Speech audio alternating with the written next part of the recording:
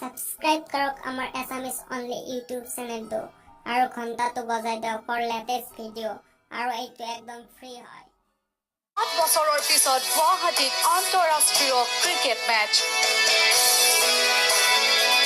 প্ৰথমবাৰৰ বাবে বৰহাপাৰা ষ্টেডিয়ামত ভাৰত অষ্ট্ৰেলিয়াৰ টি20 মেচ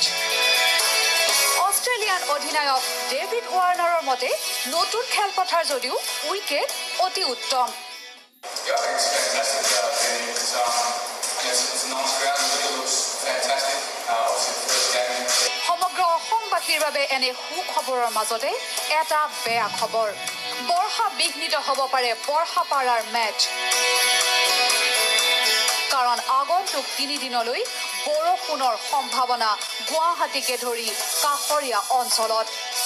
और असम और मेघालय में डे 1 और डे 2 स्कैटर्ड रेनफॉल वहीं डे 3 फेयरली वाइडस्प्रेड रेनफॉल होने की संभावना है দেওবাৰে সন্ধিয়া গুৱাহাটীত উপস্থিত হৈছিলহি ৱাৰ্নাৰ বাহিনী আৰু কোহলি বাহিনী সোমবাৰে পুৱা ৰেডিশ্যন ব্ৰুৰ পৰা দিনৰ 11 বজাত বৰহাপাৰা ষ্টেডিয়ামলৈ অনুশীলনৰ বাবে প্ৰথমেই ৰাওনা হ'ল কেংগাৰু বাহিনী ডেভিড ৱাৰ্নাৰ এডাম ফিন্স এনেদৰে প্ৰতিগৰাকী খেলুৱৈ এই মুহূৰ্তত আমি দেখুৱাইছোঁ মেক্সৱেলকে আৰম্ভ কৰি প্ৰতিগৰাকী খেলুৱৈ এই মুহূৰ্তত যাত্ৰা আৰম্ভ কৰিব বৰ্ষাপাৰালৈ আৰু তাত অনুশীলন চলাব অষ্ট্ৰেলিয়া দলৰ পিছত বৰহাপাৰা ষ্টেডিয়ামলৈ অনুশীলনৰ বাবে আহিল কোহলি বাহিনী